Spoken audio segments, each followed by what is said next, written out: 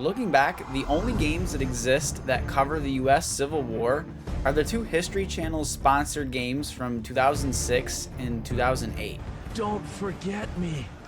And to be fair, it is pretty apparent why there aren't many video games that cover the Civil War, because at first glance, it's pretty understandable. It's a controversial topic. And in the world of business, which has now heavily corrupted the world of video game entertainment, controversy equals risk, and risk symbolizes potential loss in sales. So for the most part, big risks such as these are completely avoided. And as much as that answer makes sense, there's just something about it that really bugs me. There's all kinds of films on these issues that games never touch, and sometimes these films are great successes. For example, in a previous video I made on why there aren't any great story-driven Vietnam War games, the answer was pretty much the same, that it's too controversial and risky. But then at the same time, there are plenty of popular films that discuss the controversial Vietnam War. And the same does go for the Civil War. So I wanted to ask, what if a studio did set out to make this type of game? What would they need to do to duck and dodge the controversy that makes this concept so difficult to talk about? What would that game end up looking like? And I'm going to talk about the things I think would need to be included and excluded in order for a game set around the Civil War to be successful in the modern day. To start by building the foundation of what type of game I'm going to be theorizing about here, I want to start by clarifying that I'll be talking about a story-driven game using the Civil War as its location, time period, and driving force behind the characters' actions. I feel that a Battlefield-style multiplayer game on the Civil War conceptually sounds like it could be pretty cool, but it really wouldn't work in practice. At least it wouldn't work as becoming a high-selling, popular multiplayer game. I mean, depicting fights with Americans pitted against each other, especially when you would need players to then play as the Confederate Army in an online setting, I just feel that players would get a bit too carried away in their role playing, creating a bad look for the developer and bad community that surrounds whatever game this would be. And that's just a situation that could be avoided altogether by not having a multiplayer component. And this theory kind of can be proven because there are some indie games that do exist that fill this role. And let's just say these games aren't anything super special, and I kind of think this is the reason why. If you ask a stranger if they've heard of War of Rights, they'll probably say something like, I've definitely seen some less than politically friendly. I've only played it once. and that one time you played, what did you experience? Racism. So yeah, in order to have a shot at being successful, it'll need to be a narrative driven experience. And this is because a story-driven game can be crafted to keep players more on the rails and can depict the controversial nature of the war in ways that are appropriate and mostly historically accurate. And when I say historically accurate, I don't mean this has to play out like a textbook, hitting all of the points with some lame narration or something. I feel like some people in the comments in my Vietnam video were upset or found it annoying that I wanted a story game to depict the history in its setting in a realistic way. Being true to historical fact doesn't mean it has to be boring playing out like, well, a History Channel game would. The story can be fictional for drama and intrigue, but then having the setting, some events, props, motives, language, and more being true to the era, or at the very least plausible. Because this can make for an amazing foundation to a great fictional story. Although this isn't a video game, the World War I film 1917 is a really good example of this concept. They took a war that really isn't covered by many other films or media and created a thrilling narrative to bring the conflict into the discussion a bit more. Of course, there were parts of this film that weren't real, like the specific mission the characters were sent on, as well as all of the characters themselves. None of the names they used were real people. But then other important parts of the film took the history seriously, like the way they provided authenticity in how the trenches and no man's land looked and how the characters interacted with it. The way they displayed some civilians left in the crossfire, and using the very real Operation Albrecht as a huge backdrop to the story. And this film and what it was able to accomplish could be used as sort of a template for making a Civil War game and how to approach its historical accuracy. The characters and events taking place among the individuals in the narrative don't necessarily need to be real,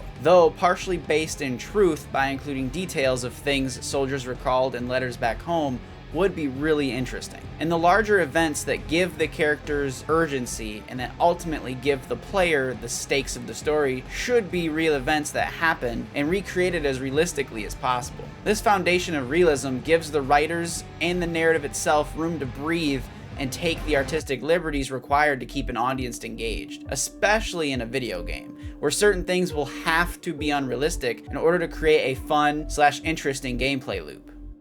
And I have a feeling there are going to be some people who don't necessarily like this, but for a Civil War game to exist in the modern day, the Union must be the good guys. And for the most part, the side that the player takes control of through the main character. As much as this is an issue for the company making the game to keep good faith with the mass consumer market, it's also an issue that concerns the historical accuracy of the game as well. Because another part of the controversy of the Civil War is that in the time period following the war, there became this ethos among the South that justified the causes of war and downplayed the role of slavery in the choice to concede from the United States. This is generally called the lost cause myth. And even in the modern day, aspects of this myth continue to live on in our discussions, lessons, textbooks, and entertainment that talks about the Civil War. Actual historian YouTube channels talk about the lost cause myth in detail. I'll have a couple linked below. So I'm not necessarily going to dive into the full deep history of Reconstruction and the lost cause myth. But to make a game from the perspective of the South facing Northern aggression, or in a way that villainizes the United States while making the traitors of the country sympathetic heroes, would be playing into this myth of history and lose the game's historical accuracy in the process. As well as just kind of being a bad look for the company producing the game, as siding with the side that was fighting for slavery isn't a popular stance for selling a product. Though that does not mean that the Southern Confederates need to be dehumanized in this process. It could be an example of an incredibly interesting story to show the complexities surrounding why the South conceded. I mean, it would be a complicated process to write this story, but it really could pay off having the main character maybe be a young man from the South that disagrees with the reasons for the conflict and defects to the Union at great risk to his safety, and then the story goes from there. The South shouldn't behave in this story like a one-dimensional villain.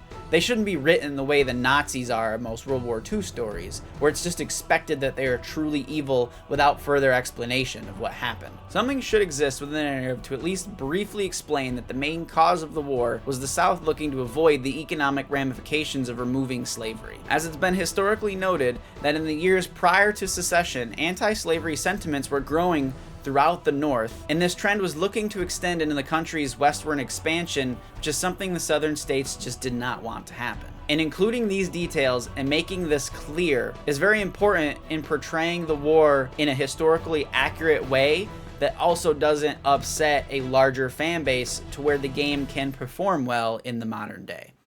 So before talking about what the gameplay should look like in this potential Civil War game, I did go back and watch some footage from the only two Civil War games that I know of to exist. And again, they were made in part by the History Channel. For more Civil War first-person shooting action, and you'd think there would be approximately 0 other games like that, but you'd be wrong. The History Channel, that's right, the History Channel, made 2 of them for some reason.